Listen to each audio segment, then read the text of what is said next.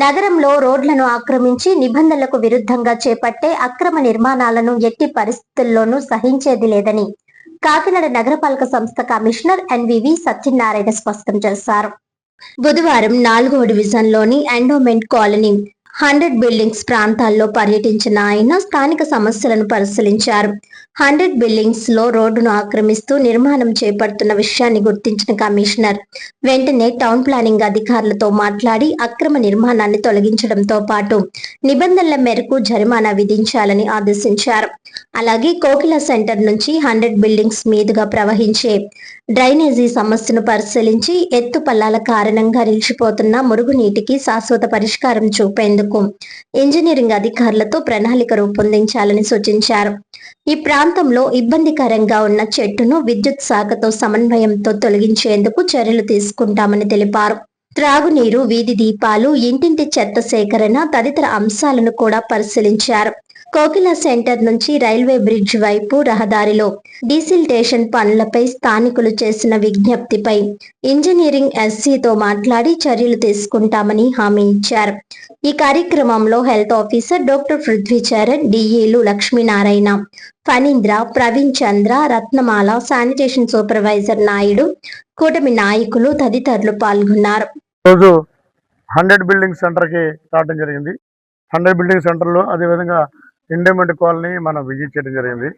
ఇక్కడ ఒక ఆయన హౌస్ కన్స్ట్రక్షన్ రోడ్డు మీద కట్టేసి రోడ్డుని ఆక్రమించేసి కట్టేస్తున్నారు. దానివల్ల ఇంత హైట్ కట్టేశారు. అది మరి ఆయన స్టెప్స్ రోడ్డు సగంకి వస్తుంది. మరి అలాగే కట్టేస్తే ఎంకరేజ్ చేసేస్తారు రోడ్లని. ఇతర పీపుల్స్కి చాలా ఆటంకం.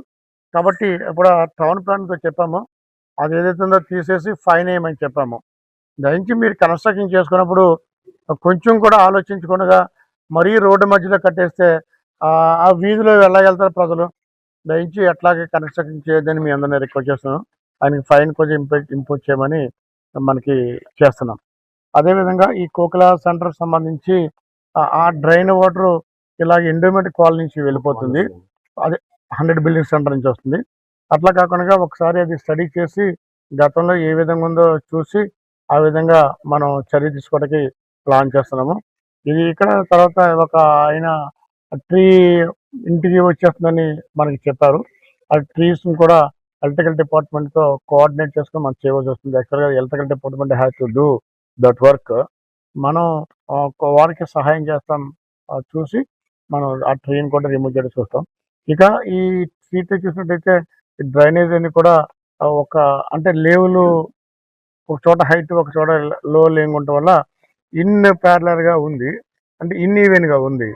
దానివల్ల ఏంటంటే ఒక చోట వాటర్ స్టాగ్నెంట్ అవుతుంది, ఒక చోట ఫ్లోయింగ్ అవుతుంది. వీ కెన్ సీ దట్ ఇంజనీరింగ్తో మాట్లాడి we can make a plan to remove that drainage. అదేవిధంగా ఇక్కడ చూసాము డ్రింకింగ్ వాటర్ బాగానే వస్తుంది. ఆ ఇంటి యజమానులతో కూడా మనం కాంటాక్ట్ అవడం జరిగింది. వారు వాటర్ కూడా దే ఫీల్ హ్యాపీ. లైటినింగ్ విషయం వచ్చేసినట్టు లైటినింగ్ కూడా ఇక్కడ మనకి లైటింగ్ కూడా వెలుగుతుంది. లైట్ ప్రాబ్లం ఏమీ లేదు. అట్లాగే మనకి ప్రతిరోజు కూడా garbage door to door collection తడి చెత్త పొడి చెత్త పట్టుకెళ్తానంటే అది కూడా తీసుకెళ్తున్నాము. ఇప్పుడు మనకి స్వయంభూ వెహికల్ ద్వారాగా మనం తడి చెత్త పొడి చెత్త ఇంటికి పట్టుకెళ్తున్నాము. అది ప్రాబ్లం కాదు. అంటే మెయిన్ ఏంటంటే ఇక్కడ ఈ కోకిల సెంటర్ దగ్గర నుంచి టువర్డ్స్ ఆ రైల్వే బ్రిడ్జ్ దగ్గరికి వెళ్ళే రోడ్లో కొంచెం ఆటగా ఉందని చెప్పారు. మన డీసిల్టేషన్లో ఆ వర్క్ పెట్టినా కూడా వర్క్ అవ్వలేదని చెప్పారు. ఇప్పుడు మళ్ళీ ఒకసారి మన ఎస్సీ గారితో ఇంజనీరింగ్ వాళ్ళతో మాట్లాడి why that work not taken అని చూసుకుని అవకాశం ఉంటే మళ్ళీ రివైజ్డ్ ప్లాన్ చేసి చేసినట్టు ఈ మురుకు అటు మార్కు కొంతవరకు వెళ్ళిపోతుంది. దానివల్ల ఇక్కడ స్టాగ్నేట్ అవడానికి అవకాశం లేదు. You make a plan accordingly. అదేవిధంగా ఇప్పుడు కొంచెం వర్షం అది పడుతుంది. మనకి స్వచ్ఛ కాకినాడలో భాగంగా అదేవిధంగా మనం పనులు చేస్తాము. ఇప్పుడు ముఖ్యంగా గ్రీన్ కాకినాడ ఒక సంకల్పంతో మనం ముందుకెళ్తున్నాం. కాబట్టి ఎవరైనా కొంతమంది ఉత్సాహంతో ఎవరైనా ఉన్నట్లయితే ప్లాంటేషన్ చేద్దాం అనుకుని ఉన్నట్లయితే వాళ్ళకి అవకాశం అయినట్టయితే కొంత ప్లాంటేషన్ డొనేట్ చేసినట్టయితే మన కార్పొరేషన్ ద్వారా కూడా పార్టిసిపేట్ మనం ప్లాన్ చేస్తున్నాం. మెయిన్ ఆ విధంగా కూడా నేను ప్లాన్ చేస్తున్నాము. అంటే మనకు కొన్ని వేకెంట్ ప్లేసెస్ ఉన్నాయి. కొంతమంది ఎవరైనా మనకి ఒక 100 ప్లాంట్లు కానీ లేకపోతే 50 ప్లాంట్లు కానీ మనకి డొనేట్ చేసినట్లయితే ఏదో సంస్థల ద్వారా కానీ సిఎస్ఆర్ సంస్థ కానీ అయితే కొంతమంది ఇంట్రెస్టెడ్ యూత్ కానీ పెద్దలు కానీ సంఘాలు కానీ ఉంటాయి, వాళ్ళ ద్వారా కూడా మనం చేయటం జరుగుతుంది. అదేవిధంగా మనకి పార్క్లో పనిచేస్తున్న సిబ్బందికి నెలకి 6,000 రూపాయలు ఇచ్చేది, అది కూడా మనం ఇస్తున్నామండి. గత 6 నెలలకి ఇవ్వడం జరిగింది. ఇప్పుడు ఇంకో 6 నెలలకు కూడా వాళ్ళకి జీతాలు ఇచ్చే విధంగా ఫైల్ రన్ చేస్తున్నాము.